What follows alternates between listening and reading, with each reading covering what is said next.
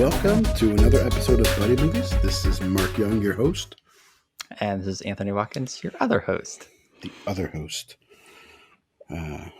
Cool. Yeah, I like that we just kind of start off. We've gotten away from the cold starts where we just kind of like throw ourselves into it. So yeah. I like that when we do that, I feel like it just comes up a little bit more. Sorry, I'm trying to bring my notes up on my phone here. There we go. Because I have the synopsis here. I'm going to read it this time. There you go. It's the movie I'm defending. This is right. This is your pro for this movie, so go for it. Yeah. So you watched it again, right? I did. I watched it last night, which was sure you're still con? I am, although I'll get into it. It did improve a little bit on second viewing. This is the second time I watched it, but I still have plenty of cons. I watched it twice since last night because my son, he was bored to death at the beginning of the movie. He's like, this movie's boring. I'm going to give it a 1.5. Oh, it's so boring. Wow. And then later on, he's like, okay, this is better. I'll give it a 3 out of 5 stars. And I was like, okay. Yeah. And then we start getting towards like the action. The pirates start taking over the ship and stuff. And he's like, I'll give this a 10 out of 5. And then by the end of the movie, he's like, I give it 100 out of 5.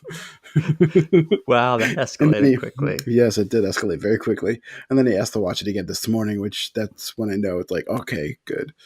I've been slowly convincing him to watch a lot of the Disney movies that I grew up with because he's really big into like, Cars and Toy Story and things that have come out.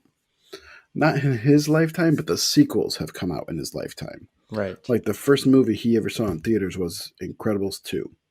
Okay. And the first movie he ever saw on a big screen was Cars 3 because we went to the drive-thru for Cars 3 and saw that and Wonder Woman together. And then Incredibles 2, I actually took him to a sit-down theater. And he saw that and they saw Wreck-It Ralph. Wreck-It Ralph 2, not 1 because it's only 6. Right. But yeah, so he enjoys those movies, but he doesn't. It's harder to get him into the older ones, which is just weird because he's okay with like Beauty and the Beast and Cinderella, but I can't get him to enjoy Aladdin. We finally got him enjoying Lion King recently. Mm-hmm.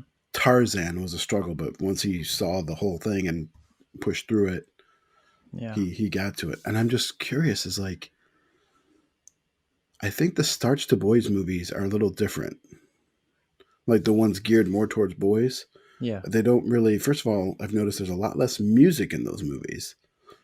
Like Treasure Planet, for instance, and Tarzan don't really have, they're not musicals. They have music, but they're not musicals. The characters aren't singing. So it just makes for a very different experience when the movies are, when you're a little kid used to the musical thing. Exactly. Yeah. Because, Treasure Planet does have a good soundtrack to it. Like that. Oh, yeah. I do definitely say that. I had, what was the name of the song I had stuck in my head? Literally, I had a song stuck in my head this morning from watching it last night. It was, what was the title of that song? It's like Jim's theme song that they have for him throughout the movie. Mm-hmm. I'll come across it here. I'll have to look that up again because I keep forgetting who the composer is for this movie. And I was just going to look that up because I forget. A few things to say about him. Because I forget. It's I'm Still Here was the song I was thinking of. What did I find last night? James Newton Howard was the composer, but that's not who I was thinking of. Yeah, you're right. It was James Newton Howard. I really like him. That's why I like the score so much. Should have known. Good old James Newton Howard. Hard to believe this movie. Something that I read. This movie's almost 2 decades old at this point. Yeah, 19 years old. November 27th. We're just going right into the movie today. Yeah, kinda. Yeah, I guess. I guess we are. Who was it? Had my eye appointment. Still figuring out what's going on with my eyes. Yeah. Turns out I have an astigmatism. They weren't able to diagnose it? It turns out Okay. I have an astigmatism in both eyes, more so in the left one than the right one. Okay. So for right now, I'm still going to be wearing my glasses, but I have an appointment next Wednesday where I'm still taking drops for that incident I had several weeks back where my eye got really, really red and everything from wearing contacts. Hmm. So hopefully within a week I can wear my contacts again, and then I'm probably switching to dailies for my contacts. But he doesn't think the stigmatism is You strong don't have enough. dailies? Oh, okay. No, right now I have the monthlies where you put them in, you take them out every day, but you wear them for the same pair for Oh, a okay. Yeah, month. yeah. So, but yeah, the dailies will be Yeah, that's what I have actually. Now that I think about it. they will be easier on my eyes than the monthly ones here. So, but yeah, just annoying because my vision gets blurry at certain points during the day. Then it's perfectly fine. Then it gets blurry again. Just super annoying. But anyway, Okay. but Yeah. yeah, What's nothing new? else. I'm trying to I think need what to else is find a going job. on. That's what is new with me. Is I'm Just gotta actually find. looking. Need to find something. You're I still. I I don't know. I don't want to go back to what I was doing, but I'm not opposed to that. I'm not Hmm. opposed to driving a forklift and working in a warehouse again. I just Yeah. think it's time to move more forward with what my degrees are actually in, whether it's Christian ministry or um, film and media. So Right. there's a few churches, and then, of course, Sight and Sound and stuff that are hiring for things like that. And Yeah. I'm just need to get all my stuff together. And it's always harder to apply to those types of organizations, especially if they're going to look at your social media or they're going to look at like your LinkedIn. Or, I don't know. To me, like looking at social media isn't fair for any job. Like if I put my professional front on with LinkedIn, that's what you should expect. I don't know. Hmm. I feel like but just because, I mean, I understand you want your company represented in a good light, but social media is to me a private life thing. Hmm. Oh, gotta mute that. Got a message. Yeah, that's something that's always. I know that their companies are doing that more of taking a look at your Facebook and all your social media and saying, okay, who is this guy actually? Let's take a look at this guy and what all does he post on social Hmm. media? I don't really like that. Not that I have anything really to hide, but Well, yeah, still, that's it's the thing is just I don't have anything to hide, but I also know that they're like, just because you don't have anything to hide, to me, it's one of those things where there's a lot of protected information on there, or that can be on there. You can hide it if you want. right. Um, but things like religious affiliation, things like sex and gender, your age, stuff like that, which is all supposed to be stuff that they're not considering, your marital status, whether or not you have kids. All this stuff is supposed to be things that are protected and they shouldn't be allowed to consider when hiring you. And Hmm. yet it's on your social media and they're trying to find you on social media if they're not outright asking for it in the application. I went to fill out an application the other day and they were like, yeah, they wanted links to your Instagram, your Facebook, your everything. They wanted links to all of it in the application on the website. And I was like, are you kidding me? Like, Hmm. what is my personal? And the other thing is, let's say they're looking at it for a professional reason of like, oh, well, can this person actually generate followers? To me, that's completely different story of, oh, can they generate followers? Can they create this? Then do they do it on their personal page? Yeah. Because just because you don't do it on your personal page doesn't mean you can't do it for a professional page. Right. They're two You very know, separate things. two very different things. I don't want to be involved in the cesspool that I consider Twitter to be. Hmm. So I haven't even set up a Twitter for Buddy Movies. I think you did, Yes. but Yes. I'm just not a fan of Twitter. I Yeah. just find it to be a place where there's way too little information given out at a given point to actually be of use. Hmm. Um, and then Facebook, I like Facebook. It is a little dated at this point. It seems like it's mostly older people at this point. It's no longer like the young, fresh, new thing. But Right. even the young, fresh, new thing, I'm just like, it's so like TikTok. and Snapchat, which I don't even know if that's still popular. But those are so like Yeah. their attention span is like boop. It's Right. like such a short thing that it's like, man, tailoring stuff to that for Mm-hmm. myself, no. For business, for an ad, for making content for a church, sure, I can make a 1 minute clip for TikTok for that. But I don't really have an interest to get on there and be like, hey, look what silly thing I'm doing right now. Mm-hmm. It's not me. Yeah. So you can't really. I don't feel like it's fair to judge what I do on my personal pages as a real marker of, oh, can you do this? Yeah. Yeah. Because 'Cause I I've been, go yeah, ahead. I've been applying to different places too, and it's just like I think I've only come across a couple, like one or two, that have actually asked for what's your Instagram, what's your Twitter, what's your, all these different social media sites. So at least for me, the ones that I've applied to have mostly not have had to ask that kinds of things. But yeah, it's just, yeah, I just don't think employers should be really as concerned about that type of stuff. I think they should be able to, like you said, look at your LinkedIn. What do you look like on LinkedIn? And um, Well, yeah. it's to me, it's similar to being like, hey, can I look inside your car before you go and rifle through your car? Yeah. Hey, can I come to your house and see if your house is to a standard that we like to To a decide if we're large going to extent, hire you? it's To almost me, this. yeah, to me, Yeah. you can literally be a completely terrible human being and still be a really good doctor. Hmm. You know what I mean? Like Yeah. you can, you know what I mean? You can. And Yeah. that's just the reality of how it is. You can be a complete a hole to people in public and still be good at IT.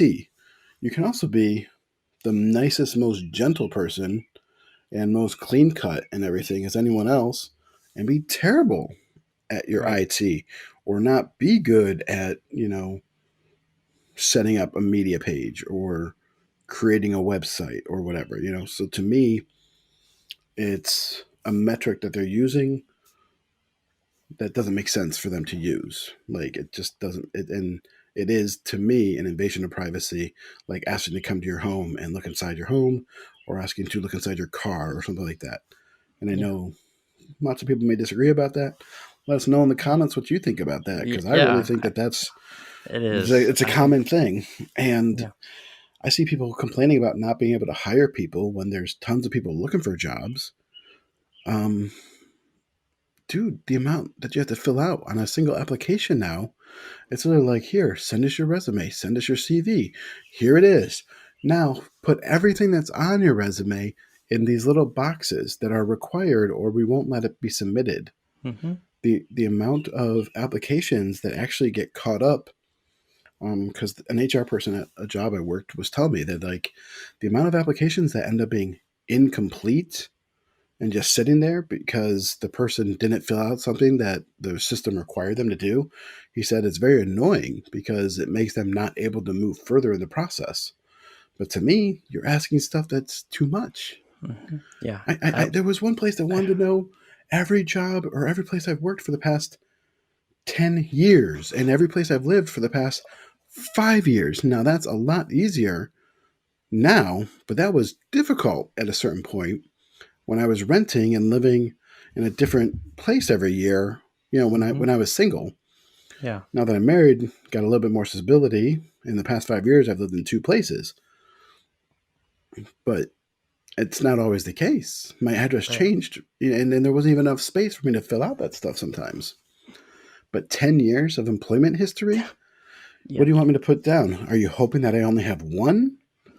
Or am I supposed to include every little side job? Because that's the other thing is by working two or three jobs, and it actually came up in an interview one time when I was trying to get a promotion at another job. They were saying, "Well, you don't have any of this in your work history on the thing you filled out when you first came here." I said, first of all, the HR person told me to make the 10 years just connect, make sure everything connects. That's what they said. Second of all, it was a side job. It was a second job. So the experience I Hmm. got from that second job, yeah, it's still experience. But why would I fill up this application with 20 different jobs, it doesn't look Yeah. good, you know? Yeah. Yeah. But I've maybe spent that's like my problem. 45, 50 minutes before on a single application filling Exactly. out stuff. I'm like, this is insane. I don't think it should take close to an hour to fill out an application. I That's just remember me. I remember when, and this is going to age me a little bit, date me a little bit, where you were able to make a resume, print out however many copies you needed, 10, 20, 100, and you could mail them to different employers. Hmm. You can't do that anymore. They won't No. even look at those half the time. They don't care about your resume. To me, my resume says more about my professional ability than my Facebook ever will, because I can make a snappy looking resume, or I can make a video resume that catches your attention better than my Facebook is, because I kind of neglect my Facebook. I pay more attention to Buddy Movies Facebook than my Facebook. Hmm. And even that I need to put a little more work into. Yeah. Uh, yeah. And like you were saying earlier, like people do behave so much differently online than what they do in person. So that's not even a fair judgment. If an employer goes to Not their even Facebook, necessarily in person, but necessarily at work. I understand if someone's trashing their company on yeah. there now, they're going to be doing that for you too. I Hmm. understand you want that, but there's ways to figure that out in an interview. Hmm. You can simply say, hey, why do you want to leave your old job? Or what didn't you like about your old job? And if Right. the person starts going into stuff and saying, oh, well, this is what I didn't like, and this is what I didn't like, and acting unprofessional about it, then you know this person's a problem person. Interviews have been conducted this way forever. Hmm. Yeah. But yeah. And the courtesy is gone too. The courtesy of like, hey, we're not hiring you. I understand they go through a lot of interviews, but the fact that interviews seem so rare to this current generation, Hmm. to me, it shouldn't be too hard to have some type of automatic email set up so that when you make your decision and you send a person, hey, would you like to work for us? That it sends, oh, the people who didn't make get the offer. Yeah. Boom. That's my biggest thing because I hate waiting around. It's Is so easy. you never hear anything, and you're just left in this endless. I didn't hear anything. I guess they're not interested, Yeah. and that's also just annoying to me when you just never hear anything. And that to me shows an ineptitude on their IT department and on the HR department. Hmm. So, hey, if they're not able to send a cancel or a, hey, we didn't offer you a letter, then obviously they're not able to handle employees properly. Hmm. So, I don't know. Actually, I did talk about doing a TikTok about workplaces and managers and the best way people should act. And somebody told me I should go with it. But the fact that I just talked about it for 20 minutes makes me say maybe I should. Yeah, yeah. I got TikTok, the app, for like 5 minutes, then I deleted it. It's like, I nope, I downloaded can't it. do I this. never signed up. I downloaded it and never signed up, but it sat on my phone for a while. And then when I needed space for something that actually mattered, I just deleted it. Yeah, it's like, Need a no, new this isn't phone. this isn't for me. What kind of phone do you have right now? I just have a Samsung. Bought it from Walmart for less than $100 phone. Okay. Yeah, and I use the Walmart plans that are like $30 a month for unlimited text and data. Yeah. So yeah, so my wife, we got her a nicer phone, and she had to get a SIM card and all that stuff. But I'm looking at Hmm. something I want. Apps have changed from years ago when I started using smartphones. Um, what I would do is I would get like a high level um, memory card, micro SD card. So I'd get like 64. I have 128 gigabytes in it now as like side memory. I move all my pictures there, save all my videos there, and I never really have a problem with storage. Oh, okay, yeah, I get the cheap 16 gigabyte phone and then put all the storage there. Well, a lot of the apps now won't let you switch over to the external data anymore. Mm. So when I download an app and I try and move it over, it won't let me move it over. So now I have a couple apps that are moved over. So I'm constantly running out of space on my phone because it's only 16 gigabytes. Oh, Yeah, and oh it's never been a man. problem with before for me before, but it suddenly is becoming a problem, and it's because of the way that they're developing apps now and not letting them be moved to external hard drives. Yeah. They have to be on the main data. So, I mean, my brother-in-law has 128 gigs on his. So I'm like, man, I need to Mine start doing that. is 512 gigs. And yeah, iPhone. iPhone, yes. Yeah, 10s. That may be because I just like to store lots and lots of photos and videos on my phone. I currently have 9,251 photos dating back jeez. 6 years and 2,275 videos. So obviously that takes quite a bit of space. I just I don't like You've had that storing phone for stuff. 6 years, or No, I have had the pictures go okay, back 6 years. When I bought a new phone, I just okay, transferred stuff over.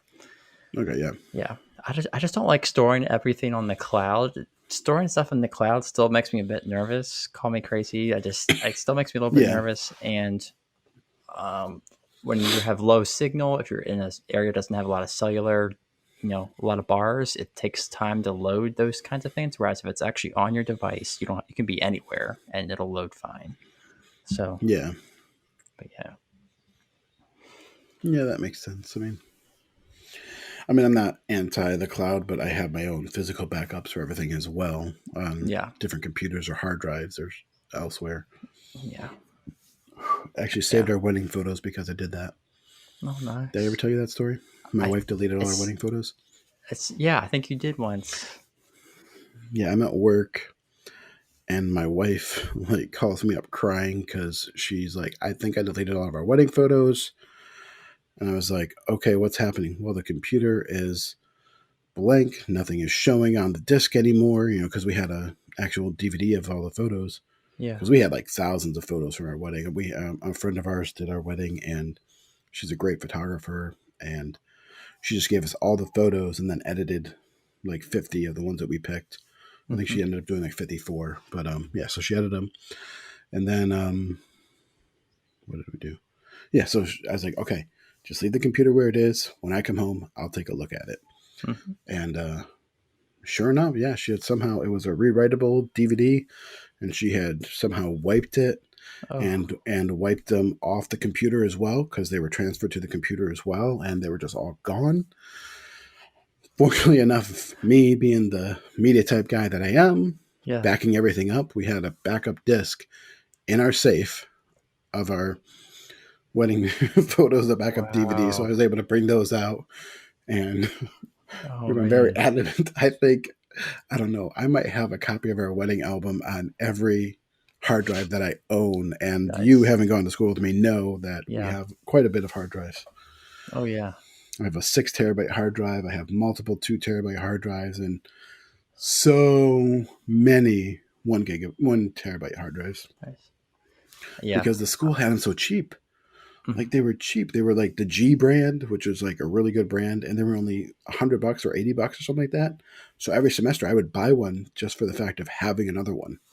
Yeah. Yeah. Yeah. I currently have two hard drives. I have a 5 terabytes, which is like my main one. Then I have a backup that's like 3 terabytes, I think. Because I had one hard drive that just all of a sudden just crapped out on me. I didn't even drop Hmm. it. It just all of a sudden did not work. And I took it to Best Buy and I said, this isn't working. What can be done here? And they're like, oh, we can send it off to California and have it stripped down and everything. It'll be about $3,000 or $4,000 to do that. I was like, no, no, thank you. No. And I just used my, Wow. thank goodness, just a couple weeks before I had backed everything up to my backup hard drive because all my photos and videos Wow. and portfolio stuff, everything was on that hard drive. And That's insane, man. that's why you gotta have a backup of your backup. Always have a backup. It's the moral of the story. Always, always have a backup. Ugh. Yeah, that was always helpful. I learned that lesson almost the hard way one time because I hadn't made a backup. Fortunately, Skullstad was able to come in and look at the hard drive and what was corrupted on it, and he goes, "That file right there, delete that file." And I deleted the file, and the hard drive worked again. Oh, And it oh, was like, "Oh, thank God!" And I got everything, and because people were telling me because I put on Facebook or something that I had just destroyed a hard drive and I don't know what I can do to fix it. Someone was like, "Oh, we'll go to this site and they'll give you a gigabyte free of free restoration." And I was just like, "I'm dealing in terabytes of information here, not gigabytes. Like, don't even talk to me about gigs." A single gigabyte. That's generous. Yes, a single gigabyte. And I was like, "Oh man, people have no idea how much information we deal with in Yeah. this industry." I remember watching an episode of Star Trek, The Next Generation, years Yeah. later. Um, it aired probably in the late 80s or early 90s, and it was Data saying his storage capacity, the android character. And he goes, "Oh, yeah, I have a storage capacity of 3 terabytes." And it was like, ah, ah. It sounds big. It Yeah. sounded big back then. Back then, it sounded Back then, it enormous. sounded huge. And now it's like, dude, I've filled up more than that easily, multiple terabytes of hard drives. Yeah. So yeah, there's no way we would have an Android with only 3 terabytes of No, memory no, no. capability. It's definitely got to be more than That's that. nothing. What's the it goes megabyte, gigabyte, terabyte. Do you know what's above terabyte? Like what's 1,000 terabytes? Oh man, I used to know. I don't know right now. Yeah. It's one of I those looked things it up where once you're too. making me want to Google it right now. Hmm. I'm gonna do it. You got to do it. Okay. Yeah. Got to do it. My son is all big on like his number is quadrillion. It used to be 5. I remember when he was like 3, and the biggest number, he was like, "Oh, I want 5." And now he's learning. He's really good with numbers, and now he's all like, Yeah. quadrillion. Yeah. Okay. Above a terabyte. I want to say there's one that starts with X, I believe, but I don't know where that ranking is. Petabyte. Petabyte. Okay. Next is exabyte, Okay, that's and what I then think I said. zettabyte. Exabyte, zettabyte, yottabyte, Yota. and that's all it gives me. Okay. Wow. I'm sure one of these days So yeah, I'll get let's up get back to into the bite. movie. Yeah, let's do it. I'll let you give the I synopsis. mean, we're already first. a half an hour. We're at in. half an Yeah, hour. I get that. But Longest opening banter. ever? No, I don't actually think it is. No, we've topped that, I think. Excuse me. Treasure Planet is the 43rd full-length animated feature in the Disney animated canon. Based on Robert Louis Stevenson's Treasure Island, it follows the stories of young Jim Hawkins, who dreams of life filled with adventure on other legendary planets. When he meets old Billy Bones, his life takes a major turn as he discovers that Treasure Planet may just be real after all. Despite the fact that performed, this movie wow, that's poorly written. Despite the fact that this movie performed poorly at the box office, making it the biggest box office loss in the Disney animated canon ever, this was because it had huge competition from other notable movies like Lord of the Rings, The Two Towers, and Harry Potter, Chamber of Secrets. It Mm-hmm. should be noted that it has a positive reception and is currently rated fresh on Rotten Tomatoes by both audience and critics. Yeah. Yeah. Gotcha. So And it was I'm nominated. starting my defense already. I'm already All right, starting like boom, I I'm defending this see movie. that. And it was nominated for Best Animated Feature. It Ah, lost to Spirited Away, but we still got nominated. So, I'm sorry, but you can't beat Spirited Away in that. Yeah, Spirited it Away wasn't going is to happen. it's my favorite Miyazaki movie. It is way up there. Mm-hmm. We haven't done any Miyazaki movies, have we? We have not yet. Ooh, man, I love that guy. We should. We're gonna have to cover some of those Yeah. eventually. What blew me away So, about what go blew me ahead. away about this was that how expensive this movie was. This movie was $140 million. $140 million for an animated movie. I looked up some Yep. comparisons just for funsies. Toy Story 2 was 90 million. Shrek was 60 million. Wow. Pirates of the Caribbean: Curse of the Black Pearl, a live action with all these visual effects, Johnny Depp, Jeffrey Rush, Orlando Bloom, was 140 Hmm. million. Had the same budget as the first Pirates of the Caribbean movie. I mean, it's got some big name actors in there too. It's not really like a nobody cast. Yeah, no, it does Um, have some big yeah. name actors. So I'm just like, where did they spend all this money? I mean, yes, the visual effects are really good in this movie, and they use several different forms of animation. They use some 2D drawing, like traditional Hmm. Disney drawing. They use some actual Hmm. 3D animation as well. So that obviously was expensive, but still, like 140 million. Oh, you set the budget that high, you're I already don't know. setting yourself up to uh, have to be a box office smash.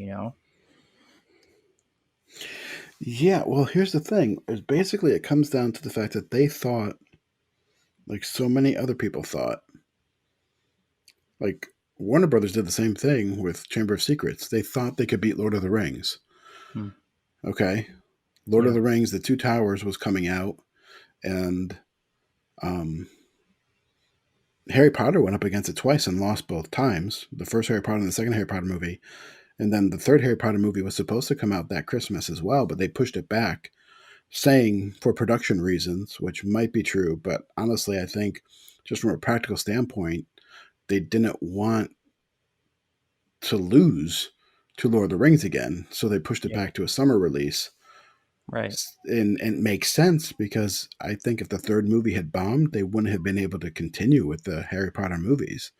Not that they actually bombed, but if they didn't perform well enough, Hmm. how can you justify? I mean, because number three, they made eight, so there would have been five more movies. How could you justify making five more movies if they're not performing well at the box office? Yeah, So, yeah, yeah, but the and fact that this went against Harry Potter and Lord of the Rings, it's already got a mhm, little bit of a fantasy thing to it. yeah, and I It's also yeah. read that the Santa Claus 2 was in this weekend, that the Stoke movie opened as well, and So Disney fought against itself.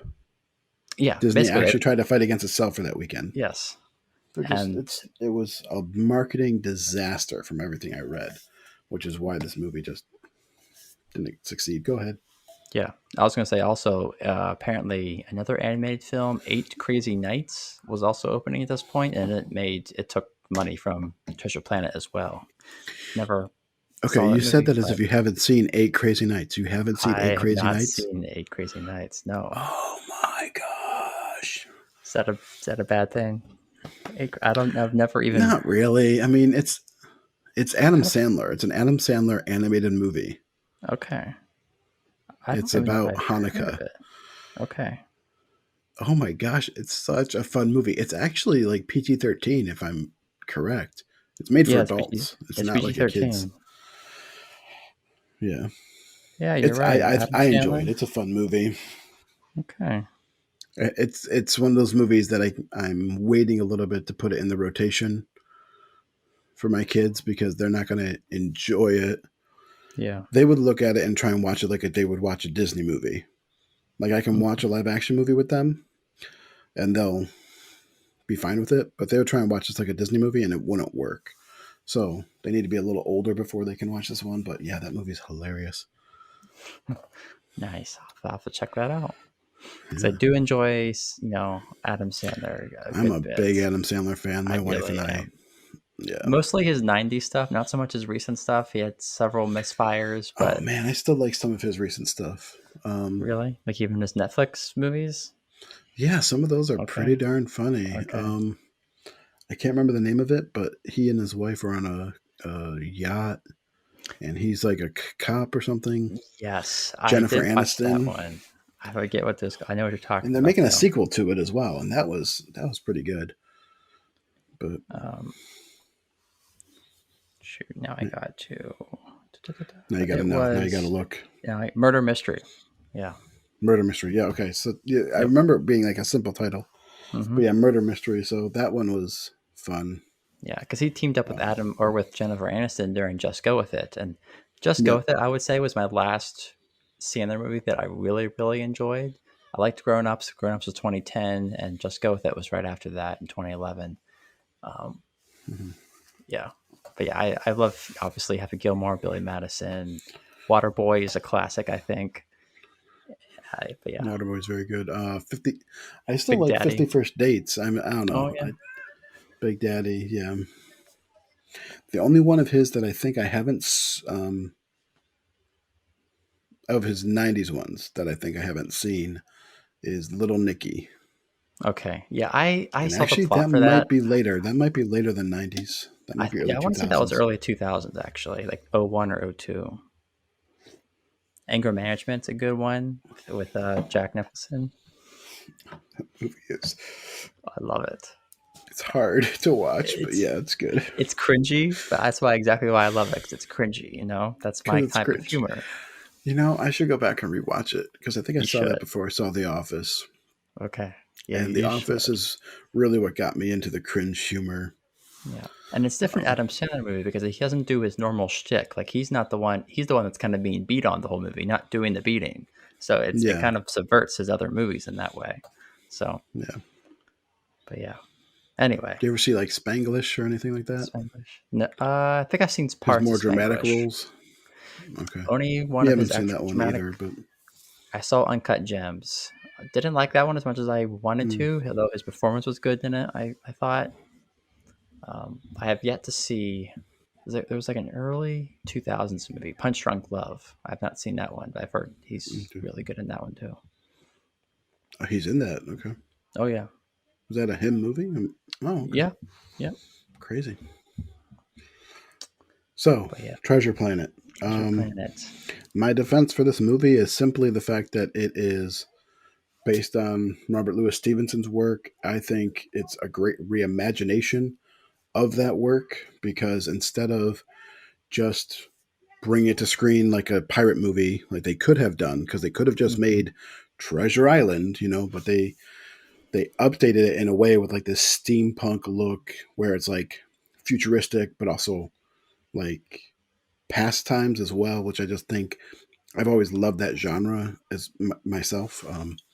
So I think that the mix of the technology, the visuals, the way it just looked. I think I saw it on the big screen too, which definitely Oh, helps nice. seeing it as like a big, because I was way into the theaters at that point and seeing movies all the time. So my son asked me if I saw it in the theater, and I was like, I think I did, but I really can't remember. But yeah, just the big sails and the way Yeah. they had it be like ships, but with modern not modern, futuristic technology as well. Hmm. Like they didn't do. I mean, we all know space is a vacuum. We all know the reality of space, but the fact that Yes. they took space and made it a fantasy in a different way than other ways made space fantasy. Star Wars is space fantasy. It's not really sci-fi, Hmm. but the rules of space still apply. You know what I mean? You shoot a hole through a ship, someone gets sucked out, and it's silent in outer space. It's Right. still they still do that part as like sci-fi-ish. So I really liked um, that aspect of it. So like the visuals, the classic story. I mean, And who doesn't like JGL? yes, I forgot it was actually him voicing it. For some reason, it doesn't sound entirely like Joseph Gordon-Levitt, but it I is mean, him. he's young. He's Yeah, he's younger very in it. young. I mean, so Yeah. he's not the polished Joseph Gordon-Levitt that I mean. I feel like what was the movie Inception Hmm. was when Joseph Gordon-Levitt kind of came back and was now an adult actor. Yeah. Because up until that point he had been like a teenager character in Third Rock from the Sun. And he'd always been like, oh, the kid and Angels in the Outfield, and he'd been in a couple other Yes. movies. So he was a kid still. But Inception is when he, in my opinion, came back on the scene and was like, no, he's an adult actor right now, and he's actually efficiently made that transition from child actor to adult actor without having to go through some Yeah. crazy drug debacle. Right. No, I would agree there. And there are Yeah, some really cool shots in this movie. So, like cinematography wise, like whenever yeah, they, what did I have down? Whenever like the moon transforms into the space, the station, yeah. like it's all one shot, and it's very, very. It's That's a so great beautiful. shot. Like this movie is so beautiful in my opinion. I just love the colors and Yeah, Yeah, it's very can't get over it. imaginative. It's very Very imaginative. I will very say that. unique for Yeah. telling an old story. It's to me, it's like the way that you do a reboot or a reimagining. You Hmm. know, you actually do something different with it. Because there's been a lot of other things where they've done reimaginings, and it's just like, you just made Peter Pan with modern technology. You didn't really reimagine it, you know, stuff like Yeah. that. Yeah. Um, and like we were saying earlier, like it mixes 2D character animation with the Yeah. 3D character animation and some CG environments too. So I did appreciate that. I was like, this looks Yeah. for I mean, 2002, especially. This is inventive. They were able to do. yeah. I mean, I'm not over the 2D. The 2D animation had come so far, and it was so sad that like the second CGI became popular, and I Hmm. understand it's a lot cheaper, Yeah, but the second it became popular, boom, 2D was just it's gone. done away with. Yeah, You know, there's and just I've something realized about. now that Yeah, there's. like my wife and my kids can't tell the difference between 2D versus 3D. Hmm. Like when I say, "Oh, do you like CGI or regular animated films?" and they're like, Yeah, "I really don't know the difference." I thought everyone knew the difference, yeah. but No, I guess it's just it's pretty distinct. I mean, once you see 2D animation, you're like, yeah, this is 2D animation. But yeah, I I mean don't know, Disney there's just always did it something really well though. yeah, there's just something nostalgic about 2D animation because of such classics, as Lion King and Fox and the Hound and Aladdin. All these classic Disney movies. There's just something about people have nostalgia for this 2D animation. But yeah, I Hmm. liked they were able to combine those different methods because to communicate this different world, this universe. Really, it's like the world building is really really good in this movie. I will say that. Are you But getting that on the microphone? I do hear You're not something hearing anything faint. weird? I hear something faint in the background. Okay. It's pretty faint My though. neighbor's chickens are going nuts. Oh, So I just wanted yeah, to make right. sure it wasn't like, No, right now I don't hear anything. okay. Yeah, Just want to make sure it wasn't coming through too loud. But I mean, nope. I live out in the country, so there's chickens and turkeys and There's goats and everything everywhere. So yeah, yeah. it's So different. any more pros for you for the movie before I I rip it mean, apart? other than that, not before you rip it apart. Sure, let's go. Let's go into ripping it apart. Go ahead and tear it a new one. Okay, here we go. Because I'm hoping all your defense are like, oh, it didn't make money and people don't like it now. Still, Nope, nope. So number one, lacks a clear slash strong antagonist. So this movie, I feel like it can't decide which antagonist it wants. Does it want Scroop? That's his name. Scroop to be the antagonist, or do they want Silver to be the antagonist? I really like hmm Scroot as the antagonist better, but the problem is because he's just more intimidating. They set him up to be this big villain because he's always kind of lurking in the shadows. He kind of hmm slinks down the sails and intimidates Jimmy. Early in the movie, hmm and he's always kind of in the shadows. yeah.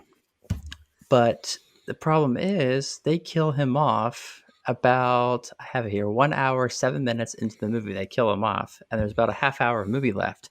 So I feel they kill him off too early because after he's dead, I feel like it just feels like the real threat in the movie is over. I'm just like, okay, well, Silver, we know he's kind of the bounce between him being a good guy and a bad guy. He's kind of this anti-hero type of thing. And hmm whereas Scroop has the more menacing presence in the movie, but he gets killed really actually also pretty easily. Although I must say I do like the poetic justice in the way he I dies. I don't do love think that. The fact easy. that he Yeah, yeah.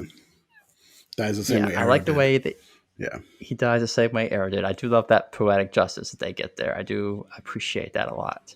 But I just feel like it happens quickly and it happens just too early in the movie. I would have liked him to play a bigger part in the climax of the See, movie. That's what I'm I guess saying. I kind of forget how much comes afterwards. I guess I kind of forget how much comes after Scroop dying.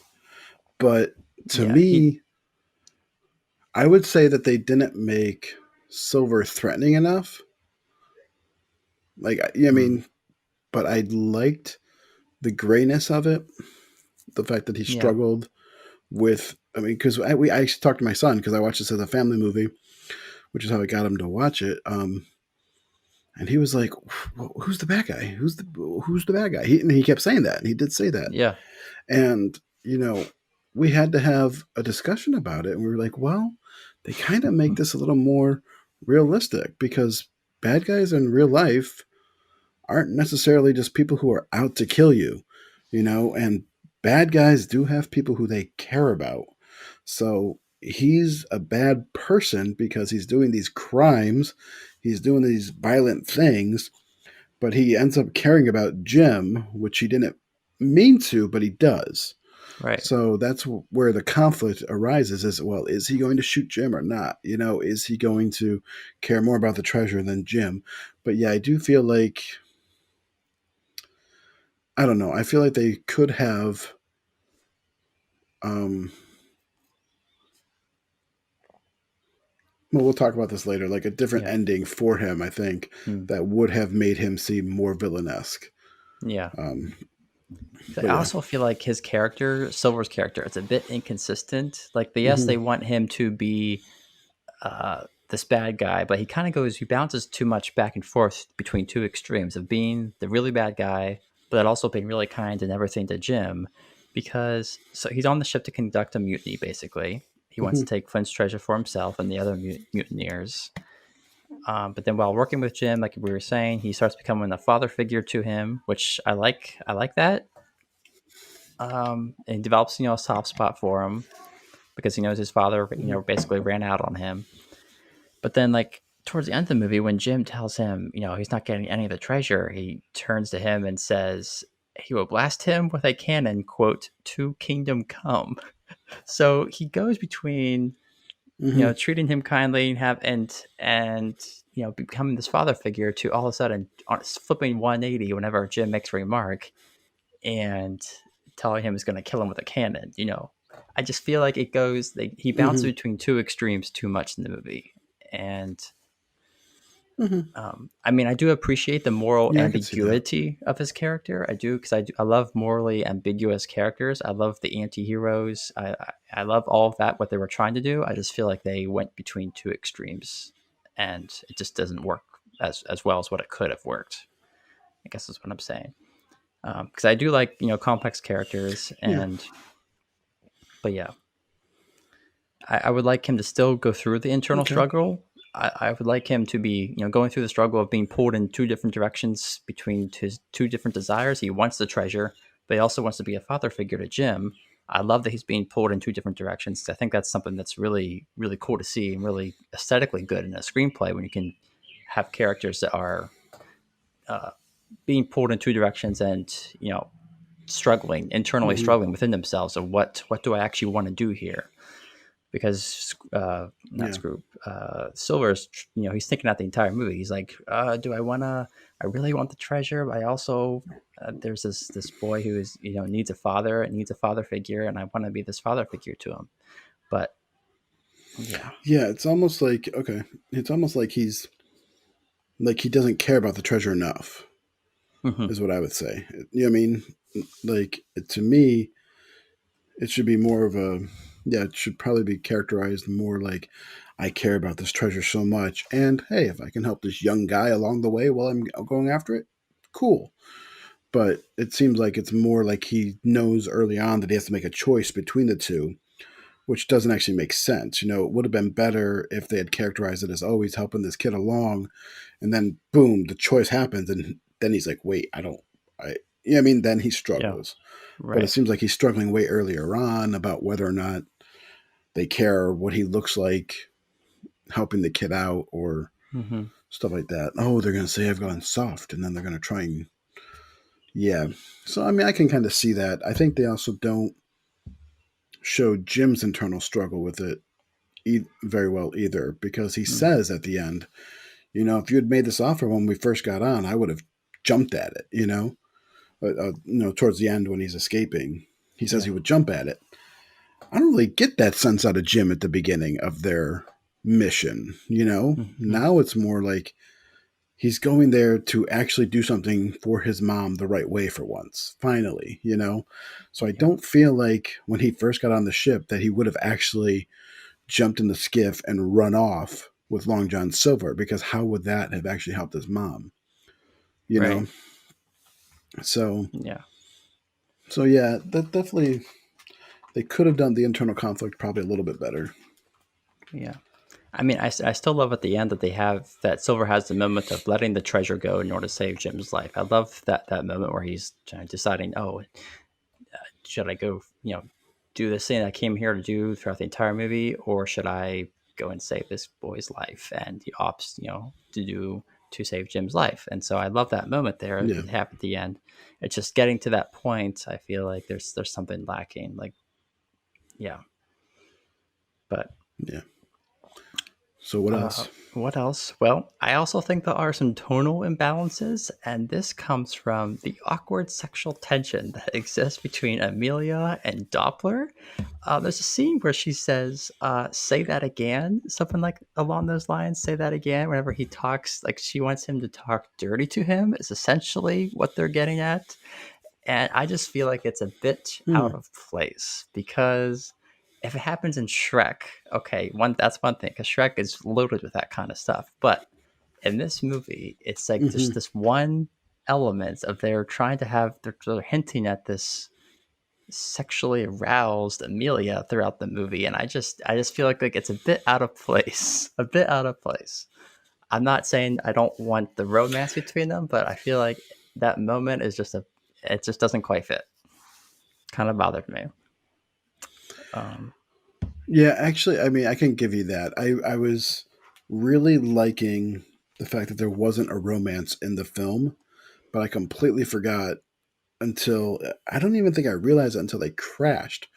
I was like, oh yeah, these two end up together. yes. Like I knew there was some banter there. I didn't even catch that line that you're talking about. Yeah. But yeah, when they crash on the treasure planet, it was like, oh yeah, they're gonna end up together. There's all this weird like, And they have oh, kids he's at helping the me, end. he's saving me. And I was just like, that's just because the one thing that I love about Miyazaki films, since we already mentioned him earlier, is the fact Hmm. that he doesn't have romance in every single film. Because why should romance be part of every single story? Yeah. It's a very American film thing where we can't have a movie without a romance story in it. Hmm. Even if it's a good story for other things, there's still got to be a romance story in it. Like Big Daddy, for instance, does not need the girlfriend in that movie at all. Hmm. He does not need to impress the girlfriend and win the girl for that movie to actually be a quality movie about this guy and the kid. But they have it in there anyways because we need romance in every single American movie ever. Yeah. Yeah. And You yeah. definitely have a point there. There's several movies where when they do hold back, they don't want to have even if there's a romance. If they hold back and don't have a kiss, I'm like, yes, thank you, because it doesn't have to be a big, happy ending kiss. At the end of every movie. I just Yeah. it's become a cliche at this point. Um, Yeah, it is. And it's just an example of bad writing at this point too. yeah. Let's see here. What did I have? Okay, so one thing also was a character, kind of along the lines of a character motivation. So Flint is this evil pirate introduced in the beginning of the movie. He's raiding ships. It's where the treasure comes from. He's raiding ships, Mm-hmm. taking all this bounty and putting the treasure on Mm-hmm. Treasure Island. So so Jim wants to get this treasure basically to help his mom to rebuild the motel that she has. So technically, Mm-hmm. he's doing it for the right reasons, right? But I don't know. At the same time, something about it just doesn't quite suit well with me. I'm like, so obviously he's only going to need a part of that treasure, right, to rebuild the hotel. He doesn't need the entire treasure. So I'm kind of curious what he would have done with the rest of The the little treasure. bit that he's chucked at the end, That's all the he little bit that needed. he's thrown at the end, That's all he a couple needed. pieces, that's all he needed.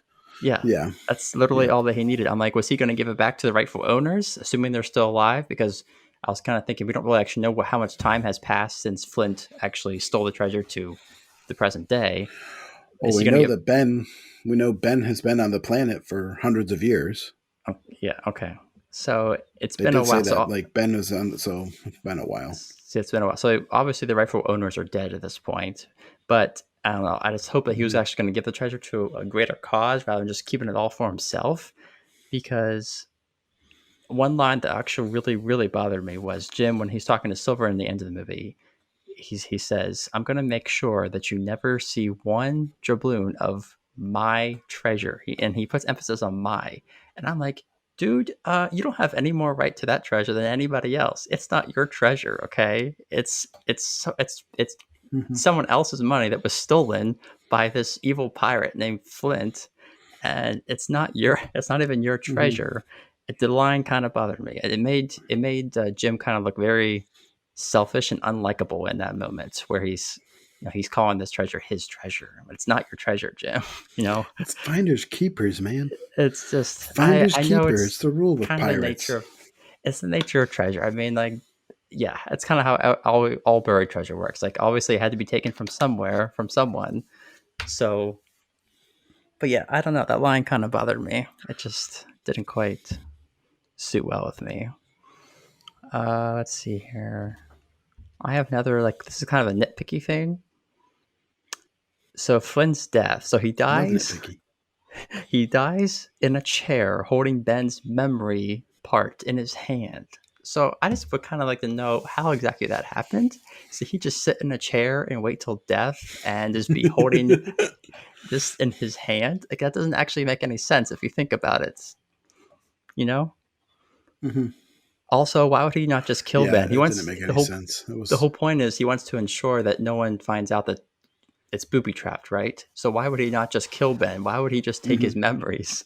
If he wants to actually ensure that no one discovers this, why not just kill Ben? I don't know. It doesn't Well, quite make maybe he was sense. trying to, and it didn't work. But Maybe yeah, Ben escaped with his life and just not his brain, his memories. Uh, yeah. And the last thing was there is a character here in this movie who literally makes fart noises to talk. And I'm just kind of thinking, wow, how did Mark not have a problem with this? Who has berated Shrek for being this berating the toilet humor in Shrek, and there's literally a character in this movie who talks by making farting noises. Even Shrek didn't go quite that extreme. So yeah, I did over. I mean, I even saw it. And I was like, ugh. I was grossed out by it when it happened in the movie. But yeah, to me, I don't granted, know. I feel like they didn't use him very much he's after yeah that. But I guess, he is kind of a yeah, background character, but he does show up every now and then throughout the movie. I'm just like, yeah. it just feels like, oh, this is toilet humor they just kind of threw in to kind of make some kids laugh here and there type of thing. It just Hmm. felt, again, it kind of felt out of place to me. But I wonder because this is after Shrek. I right, wonder how much of some of the stuff they did was they were trying to emulate the success that Shrek did have. it's possible. I mean, this was a movie I had earlier. This movie that was 10 years in the making, so they did a lot of had a lot of changes to this movie from the original conception to the final product. So it's Okay, so that's the other thing. You said $140 million. Where did it all go? I mean, 10 years yeah, in the making. 10. Holy crap! Yeah, that's a The good other thing I point. remember is they were trying to make a sequel. They're trying to make a Yes, sequel to come out very quickly after this. right. And then after the So they box had already office started failure, developing that. hmm Yeah. So then they canned the sequel, which was another part of where a lot of the 140 million went was the fact that there was an unused sequel. Not even a directed video, which gotcha. Disney became very popular and known for. So yeah, the sequel got canned, and they had already been developing it and working on it and planning to move right into it pretty quick. And nah, it didn't happen. Yeah, I wasn't sure how much. I knew they Interesting. had planned a sequel. I wasn't sure how much they'd actually gotten into it at that point. But Yeah, well, because they knew by that time, because um, Toy Story had already come out, and Toy Story 2 has already come out at that point, right, actually. So they knew how long it took to make sequels for movies that used a lot of CGI and Animation. visual effects, and a lot of their visual effects did rely on the CGI aspect. So they wanted to use as much as they could. And at this point, Disney's just coming out of the 90s. They're riding this high of crazy success, Mm-hmm. animated films making $1 billion and, things like that, where it's just crazy. Yeah. So they're literally like, they can do no wrong at this point. And then this basically was like a huge smack in the face Yeah. reality check on Disney Studios and their power. Right. Um, This was really their first major flop, because I want to say ended up costing them, was it 72? They lost about $70 million on this movie. and that's not even 79 including the million. marketing. Yeah, That's not because even including the marketing. yeah, I heard they doubled, right leading up to the movie. They really doubled down on the marketing, because they were kind of feeling like did some test screening for audiences, and they got some negative test screenings. So after that, they even pushed marketing even further to try to, I don't know, Hmm. to try to get some more interest in it, and this did not pan out. But Yeah. So yeah, that was all the yeah, cons so I I can I had. can understand your points. Yeah. I mean, I can get your point on the characterizations and things. I think the last Hmm. two are a little They're a bit nitpicky, like nitpicky. how did the They character are. die and in Yes. the Yes. yeah. Yeah. The So biggest thing is just and the flatulence character. yes. Yeah, the biggest thing I guess for me is the lacking the clear, strong antagonist, and then Silver's his character, how they wrote his character a little bit. I wish it was a little more fleshed out, and a little better written. I think it could have been done. Like Okay, so since we're not about tearing pieces are movies there. down here, Yeah. so since we're not about tearing movies down here, sorry, I keep interrupting you today. I'm being very rude. Please forgive Oh, me for that. you're fine. But since we're not about just tearing movies down here, how would you fix those problems? What would you do That differently in the film? is a good question. You didn't come up with For answers for those no, ahead of time. I did actually. Let me go back to my notes Yes, here. For he's prepared. silver, for silver, uh, well, okay. I basically I didn't give anything too specific, but like for Silver's character with him and his relationship with Jim, I would have him starting out on the same path of having him have this relationship with him, but also wanting the treasure, but then like as that happens, wanting as he basically as the film progresses and he develops closer and closer with Jim, shifting right there, and then kind of turning his back on the mutineers type of thing. I think that would have worked a little Mm-hmm. better, rather than and then at that point have Scroop come in and be the main villain of the movie, not Jim, Mm-hmm. and then postpone Scroop's death, put his death at some point during the climax when they're uh, trying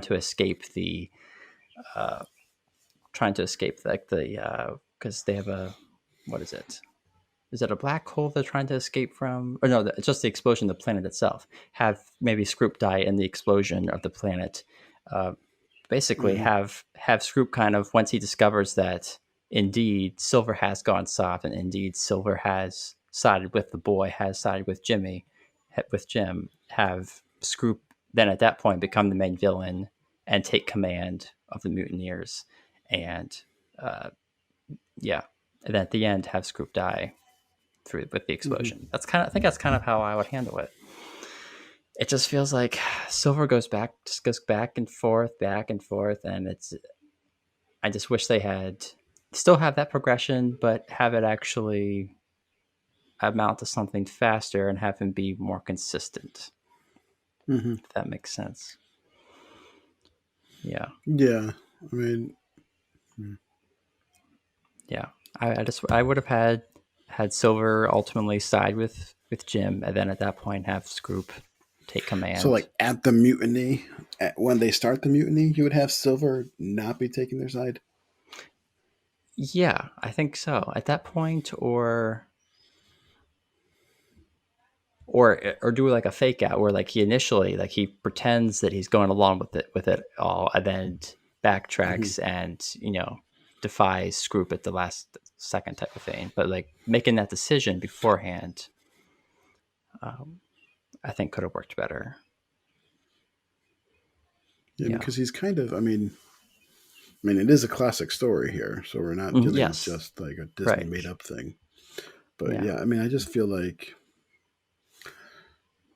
they could have done better making him more conflicted.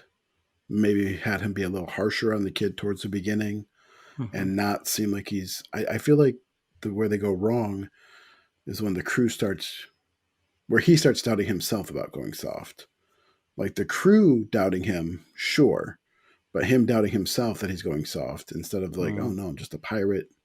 I think that's where it kind of changes his character because it does make him look like he's going back and forth rather than maybe there is that struggle there, but he's not seeing it himself because we don't see that stuff in ourselves realistically.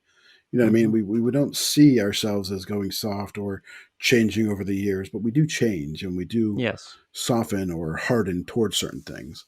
So I think if they didn't show him as noticing it, then they question him on it, and he's still like, "No, I'm hard," Right. Then you would still think, maybe he is the bad guy that he. Presents to everybody. Right.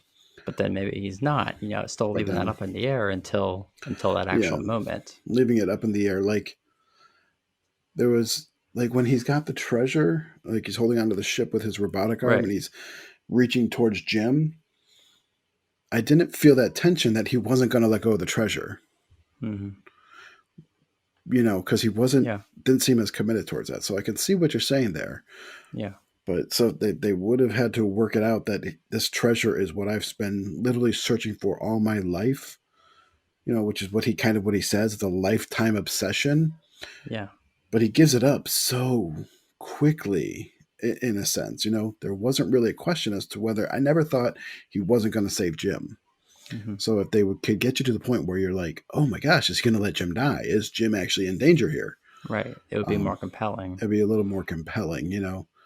Or even like if he saved Jim and then tries to go back for the treasure anyways, because that's how I probably would have changed it. Whereas maybe not have the planet doing a complete meltdown, but something going wrong there. Yeah. So he decides to save. He saves Jim, but then he goes and tries to get the treasure still. And then that's when you end seeing him. Hmm. So Jim goes back to the ship, helps the ship, and rescues the ship with the portal or whatever still. But he's still trying to get his treasure.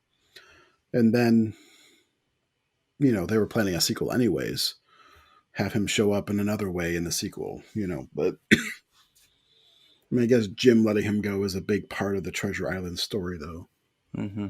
Um, but yeah, Yeah. I don't know. Yeah. It's like I said, it's not. I don't consider it a bad movie by any means. I think there's just some shortcomings that I see with it. That it's just not. It's definitely not a perfect movie. Definitely has some shortcomings. I just wasn't. Hmm. It did improve on my second viewing, but there's still definitely some problems with it, I think. And but I could give you that. I do love how ambitious it is, how it reimagined the story. Because like you said, they could have just straight Yeah. up done a remake of Treasure Island. Like how that's if this had been done today, I guarantee you they just would have redone Treasure Island. They wouldn't have bothered trying to take a risk in See, I reimagining would love to it. see this. I would love to see this as one of the Disney live action remakes. Mm, Because Disney's going through and remaking everything in live action, and this is the type of movie that's like, dude, this would be ambitious. you This would be could, you awesome for a big really, screen it and a would, live action remake. I think it could. I think it could outdo obviously what it originally did yeah, in that way. I mean, it has a cult following. Like I said, it's certified fresh on Rotten Tomatoes, so critics and people like it. It's not mhm, like it's got a low 40 score or anything like that. It's yeah, close to 70, yeah. so it's I still thought it was like in the decent. 60s, but you may I be think it's right. 69. 69. Okay. Yeah, it's Yeah, it was 69, definitely and got the audience score is in the 70s. okay. So yeah, there were definitely some critics who didn't like it, but overall, majority was still in favor of it. Yeah. Yeah. But yeah. Are you ready for some trivia yet? Yeah, let's do the trivia. I Okay. almost forgot about trivia. So we were talking about the camera angles in this movie. Well, apparently the directors, Mm-hmm. Musker and Clements, who, by the way, they did Aladdin, which I had forgotten. They also directed Aladdin. Mm-hmm. Um, they wanted I to think they also basically, did Little Mermaid, didn't they? maybe, I'm not sure. I could be wrong. But for this Maybe that movie, was the they wanted to producer. move. They wanted to move the camera like Steven Spielberg or James Cameron. That's what they said. So that's why you saw all those kind of those cool shots, those launch shots of transitions from the moon to the space station. They wanted to actually be able to move the camera wherever they wanted in the frame, and I just think that's really cool because it Mm-hmm. worked out really well. Um, principal animation began in 2000, and they had 350 crew members working on it. And then in 2002, it was estimated there were around 1,027 crew members in the screen credits, and about 400 artists and computer There's your artists, 140 million. and Wow. 150 There's your musicians. $140 million right there. Oh my gosh. A lot of people worked on this That's movie. a lot. That's a lot of people. This was the voice acting debut of Joseph Gordon-Levitt, but Tom Cruise, Mm-hmm. Michael J. Fox, and Anthony Michael Hall and Jared Leto were all considered for Jim Hawkins before Levitt was Mm. cast. So some interesting choices there. And this was Yeah, Levitt's also, definitely the youngest of that crew too. oh yeah, yeah, he was basically a teenager. I want to say at this point he was, um, yeah.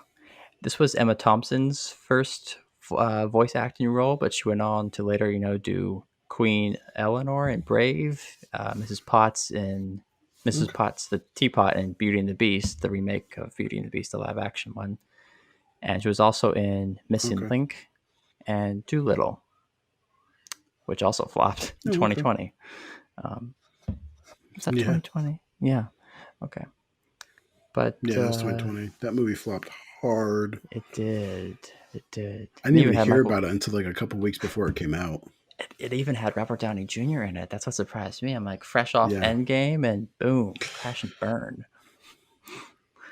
But I yeah, just didn't see anything that was that compelling about it. Like to me, it was it was using the same gimmick as Sherlock Holmes, where hmm. they were taking a classic story and making it a little more action packed.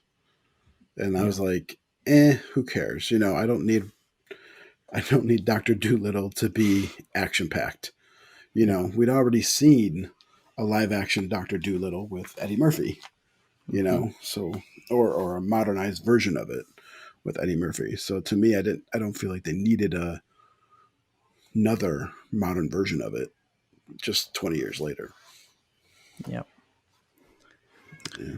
Uh, so also, if you notice during the movie, Ben sings a few notes from Pirates of the Caribbean, where he says yo ho, a pirate's life for me." Yes, yo When ho. Pirates of the Caribbean came I out did notice literally a that. year later, I was like, "That's pretty cool." Uh, Well, you do know the Pirates of the Caribbean ride was out Ride. before Oh yeah. the movie, right? Yep. Okay. There are some people who don't know that. Some people think the Oh ride at the thing is after no, no, no. The because ride was they're so definitely. young, Hmm. like that they don't know. But, Yeah. like there's literally people who think 911 is based on 9/11.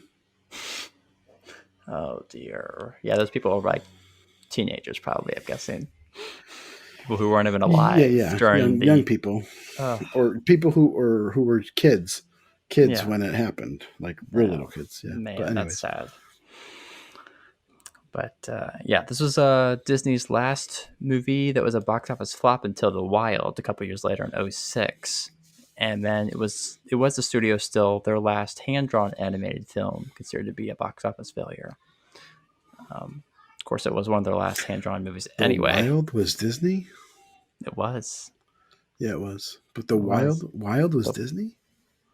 I Oh my believe gosh, I so. don't think I realized Yeah. that was Disney. Yeah.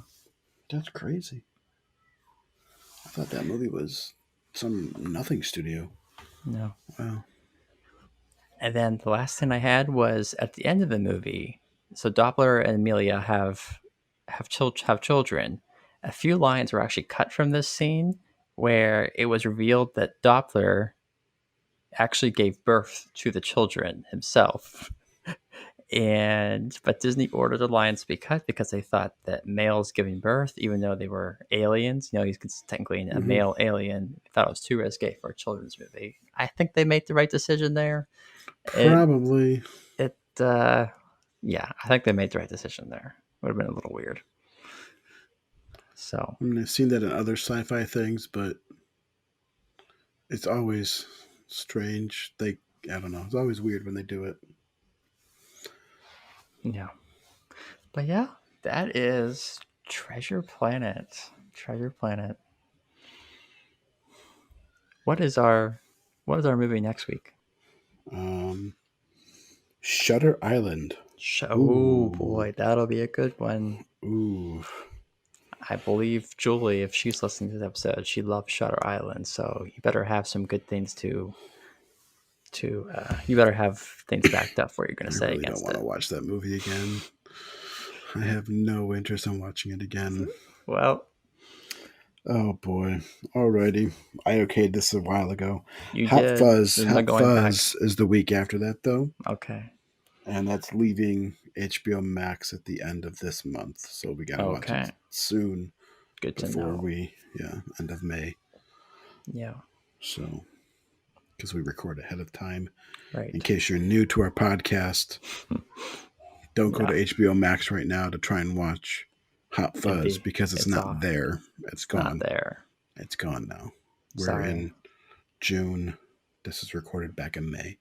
Mm-hmm. Sorry, guys. May 17th. But until we can get more support on our Patreon or get a network to pick us up, this is how we have to record. Yep. So if you like what you hear and want to subscribe, you can do that on our YouTube page, or you can support us on Patreon. You don't need to. We love making this. We're making it for fun. So we don't need the support. And right now, literally, all the money goes towards the show. Because what little bit we do get goes straight in Anthony's pocket because he's the only one putting money out for this show right now. The editing subscription is his, and the what is it? The hosting subscription is yours as well. Hosting, yeah. So SoundCloud, the Adobe subscription I think was $30 a month, and SoundCloud's like 10 or 15, I want to say. Yeah. So it only costs us about $45 a month to do this, and Anthony's bearing that cost right now. It's fine. Because I'm out of work and I got 3 kids and excuse BS. I still got a job, at least for now, so. Ooh, at least for now? Something happening? No, nothing's happening, but you never know. Could have a new virus come out tomorrow and COVID shut down 21. Again. COVID 2.0. So. No, that would have had to be last year. This year would be COVID 2.1. 2.1, because it's based on the year. COVID 2.1. Yeah. But yeah, that's Treasure Island. If you sounds like someone's pounding on the piano down there. My son is pounding on the piano right now. That's a great time to end the show, I guess. It's a good time to end the show. It's been great. Yeah, if you guys have any comments, any questions or comments at what we talked about Treasure Planet, just put it down in the comments. And yeah, we're going to end the show. We could just listen to him playing piano. We could just listen to him playing piano for a little bit. But... All right. We thank you again for listening, and we will see you next week. Stay cool. Stay cool.